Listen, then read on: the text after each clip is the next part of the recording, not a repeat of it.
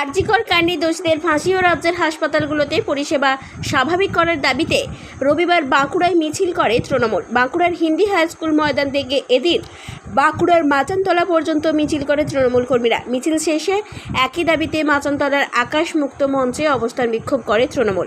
মিছিলের নেতৃত্ব দেন বাঁকুড়ার সাংসদ অরূপ চক্রবর্তী।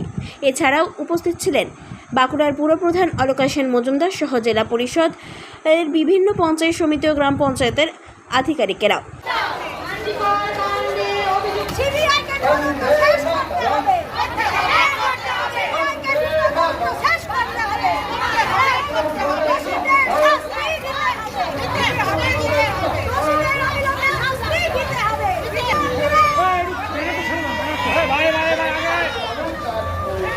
ব্যানারটা ছেড়ে দাও।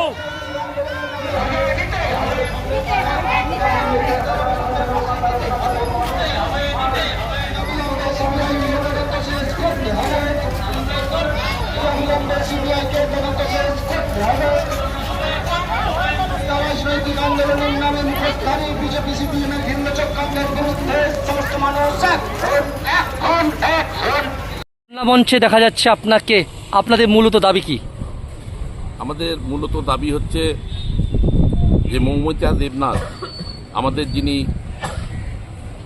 মানুষের ভগবান আমরা মনে করি ডাক্তারকে, সেই ভগবানকে যারা নৃশংসভাবে ধর্ষণ এবং খুন করলো তাদের আমরা দৃষ্টান্তমূলক শাস্তি চাই, ফাঁসি চাই এবং এই ফাঁসি 7 দিনের মধ্যে কার্যকর করতে হবে।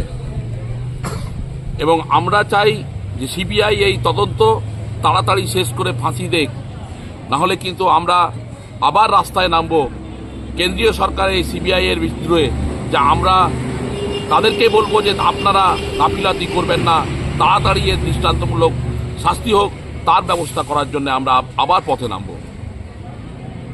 ডিউটি করছিল সেই মৌমিতা দেবনাথকে কিছু দুষ্কৃতী যারা